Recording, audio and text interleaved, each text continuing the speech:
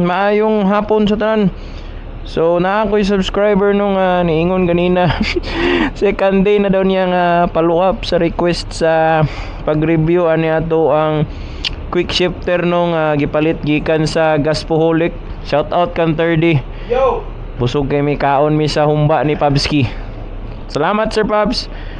Anyway, atong i-review karon again ang ato ang quick shifter nga gikan sa Gaspoholic. Shout out sa Gaspoholic no. So initial lang no bro, tagkuan ni siya 8,800 di na kay ko kadumdum, hindi ko na maalala no, pero yan kabuuan plus shipping fee nandyan sa mga 9,000 flat ang magagastos mo dito no. So salpak to po sa mga 450 2 cylinder 270 crank na mga CF Moto na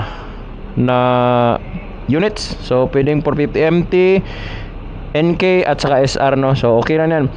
Meron tong module dito na pwede mong adjustan to kung ilang millisecond yung cut off niya sa engine power no.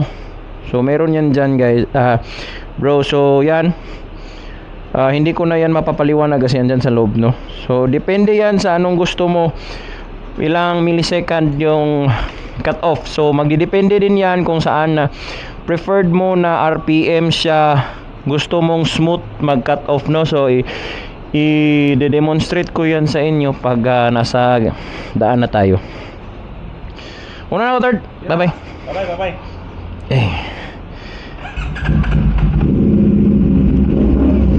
Yan. Gagawin natin dito.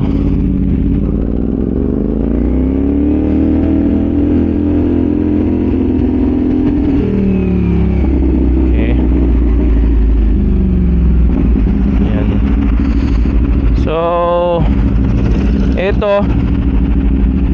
ito simple lang. So ni-set ko to na magko-quick shift ako sa may 5,500 RPM no. So yun yung optimal na shifting na in-adjust ko sa module nya. Yan. Wala nang clutch. Pero iba na to kasi sa stock guys, kasi naka 15 teeth na kasi to sa engine sprocket kaya long gearing na to siya. So, hindi gaano mong mararamdaman, mainam lang masyadong mag-shift nito kasi dahil nga long gearing na. Ayan. So didiretsuhin na kita bro no kung sulit ba, worth it ba mag quick shifter.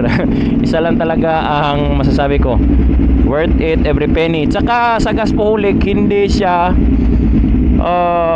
ganong mahal no, kasi alam niyo naman yung quick shifter na mga mamahaling brand is mahal talaga, like umabot ng 20,000. Ito 8,000 plus lang, 9,000 kabuuan, may shipping fee. Pero tsaka kung quality na naman, quality at saka durability ay matagal na to, almost 2 years na to sa akin, kasi magti 3 years na tong motor ko next year. At ganon, walang palya tong quick shifter no. So sulit na sulit siya guys. So again, shout out ako sa Gaspoholic para sa pagbebenta ng quality parts ng ating mga CF Moto na unit. So ayan guys, again pa rin pag mag-short shift ka guys, at mag-short shift ka at baba ng 5.5 yung shifting mo, para hindi mag-jerk, mag-clutch ka rin ng maliit lang no. So ang setting ko dito guys is 5.5 and above, 5,500 RPM magsi-shift ako. Saka inilagay ko na rin yung indicator dyan. May indicator kasi sa CF Moto, di ba, na may upshift na, ikaw rin yung mag-indicate. So nilagay ko rin siya sa 5.5 no, sa optimal shifting point ko na smooth siya.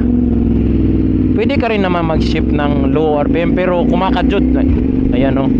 Ganyan, kumakadyot yung unit mo pag nag-short shift ka ng quick shifter. Pero pwede rin naman talaga. So para mainam lang is 5.5 and above para sa akin sa setting ko. So iba-iba tayo ng setting guys. Kung gusto mo ng matipiran, pwede mong pala pahabain ang millisecond na cut off ng makina mo para mag smooth shifting siya sa low RPM, no? So tipid mode yan pag ganyan. Pero wag mo lang isagad na yung millisecond na magka-cut off kasi hindi nakakayanin ng makina at magsustall na yung ating motor. Magsustall na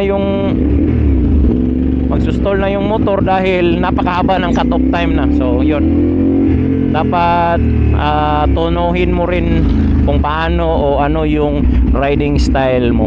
Okay, so hindi ko talaga ito mamaya na lang. Sige, pag uwi ko magde-demo ako ng shifting ng hopefully aabot ng 4th gear kasi long gearing talaga tong SR ko.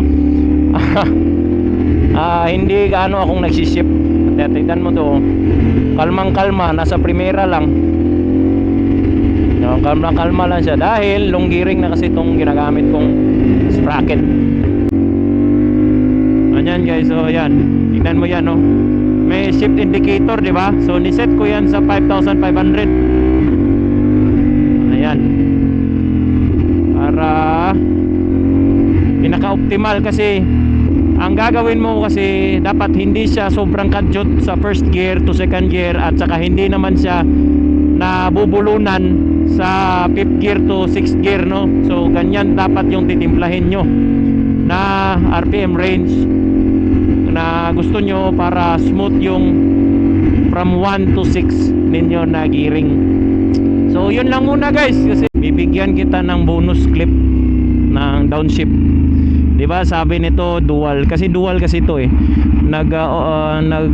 trip off din to siya ng the downshift, no? So both sides to, kaso lang diba hindi tayo drive by wire, so kailangan pa rin mag rev match ng sarili mo, no? So ganun yun dapat.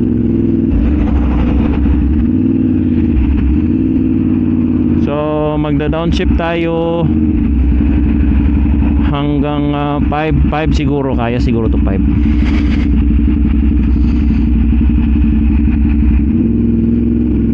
Yeah, ito 1 2 3 4 5. Ayan, 5. Ito downshift natin yan guys.